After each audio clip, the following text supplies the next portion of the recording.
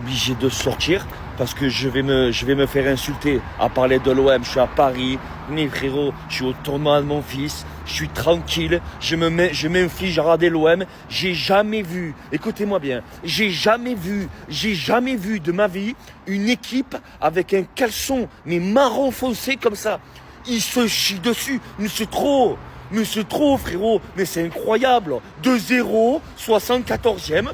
Caca culotte, ils font des jarrets. Non mais c'est pas possible. Penalty à la dernière seconde. Mais c'est quoi ce club? Je vais serrer. Le match, je l'ai vu sur le téléphone. Je vais pas débriefer le match parce que je l'ai mal vu. Mais j'ai vu depuis 2-0, je suis sur le téléphone, je vois une équipe qui se cague dessus. Dernière seconde, 92e, où il avait un parfum. Sur la dernière action, tu prends un... Ah mais c'est trop dur. Mais tu peux pas t'en sortir. Oh, j'étais bien, les petits, ils sont là. Je regarde un tournoi, je me hante la vie avec ce club. Mais j'en peux plus, les mecs. Je vous jure, je vais serrer. Je sais même pas où je vais. J'en peux plus, j'ai la haine. Pour finir encore, hein, j'ai jamais vu ça. J'ai 35 ans, en 35 ans de ballon, j'ai jamais vu une équipe qui se cague autant dessus. Ah, c'est exceptionnel, incroyable. Et on va dire quoi aujourd'hui? C'est De Zerbi? Non, c'est De Zerbi. Bah, il est plus là, on peut plus l'accuser maintenant. C'est comment? Je m'étais juré de plus remettre le cœur dans cette équipe. On vous accueille avec des virages vides pour que vous les posez sur le terrain. Toujours le même. Greenwood, un piqué incroyable. On mène 1-0. Derrière, Guiri, qui porte ses couilles aussi. Il va planter son but. 2-0. Tu dis au moins, on prend les 3 points pour un petit peu remonter la pente. Alors non seulement défensivement, on est nul à chier. Et je suis désolé encore le comportement de Pavard sur cette action où sur une touche, les Strasbourgeois, ils arrivent à remonter, je ne sais comment. Mais en plus, on n'a pas de chatte, les gars. Oh, les buts qu'on se prend, c'est lunaire. Frappe, contrée, le ballon, il est lobé, il re-rentre, poteau rentrant de l'autre côté. Et Abdelli, il entre, j'ai beaucoup aimé dans la conservation. On garde le ballon haut, on panique pas. Je me dis, enfin, on a compris comment gérer une fin de match. Enfin. Jusqu'à ce que sur la dernière action du match, 95e, il y a 5 minutes d'arrêt de jeu. Emerson, comme à Lisbonne, il nous tue. Pourquoi? Le ballon, il rebondit. Au lieu de sentir qu'il y a un mec qui vient derrière, il lève sa jambe de bâtard. Faute indiscutable sur Jessim Yassine, penalty. Et le pire dans tout ça, Panicelli, il tire au milieu. Rouli est au milieu, il est dessus. Mais comme il est un peu décalé, la main n'est pas assez ferme. Le ballon, il rentre quand même, les gars. Franchement, c'est du jamais vu, ce club. Au nom de Dieu, depuis que je supporte l'Olympique de Marseille, ce que je vis actuellement, Bruges, un gardien qui marque à la 95e.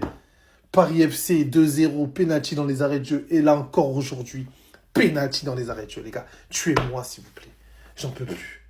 J'en peux plus.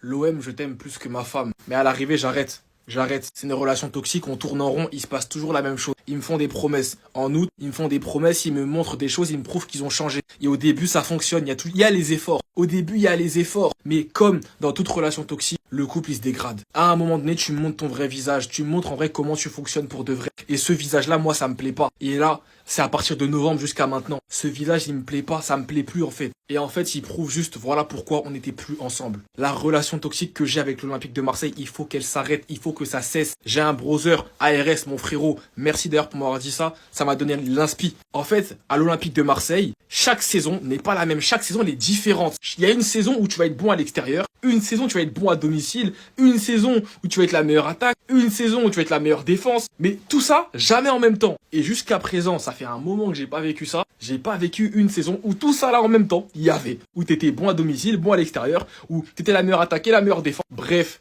j'arrête de me prendre la tête. Ils ont fait match nul encore avec un but à la 96e. Moi, je me prends plus la tête les mecs. Si vous voulez vous énerver, énervez-vous. Moi, je m'énerve plus. J'ai l'habitude, c'est bon.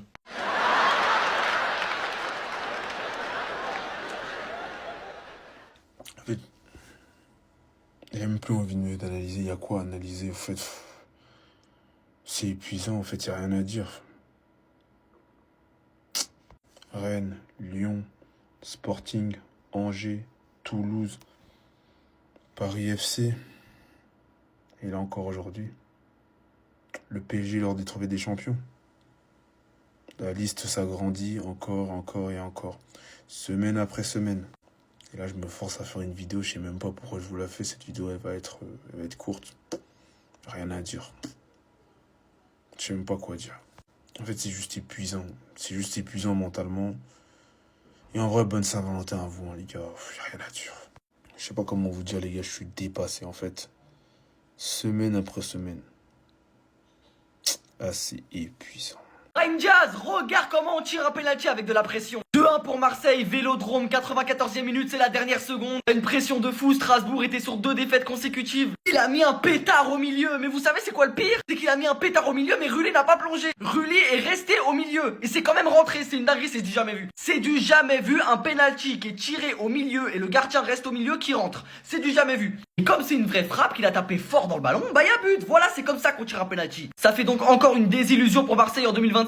Il y a eu plus de désillusions de Marseille en 2026 que de moi dans l'année. Pourtant tout allait bien. 1-0 à la mi-temps sur un très beau piqué de Greenwood. 2-0 dès les retours de vestiaire avec un beau but de Gouiri, belle enroulée entrée de surface, tout va bien. Strasbourg, même à 2-0, ils étaient pas trop dangereux, ils avaient pas d'occasion. On sentait pas du tout que Strasbourg pouvait faire le 2-2, ils étaient vraiment très pauvres techniquement aujourd'hui. Et c'était sans compter sur l'entrée de Nanasi, lui qui est pas dans les plans de jeu du coach de base, lui qui ne joue plus depuis des mois.